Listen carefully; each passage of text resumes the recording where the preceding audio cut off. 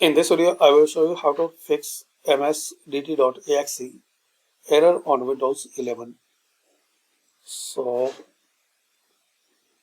open command prompt as administrator, type here cmd and run as administrator.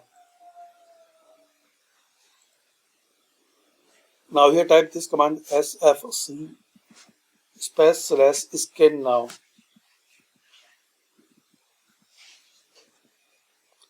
sfc /scan now, then press enter.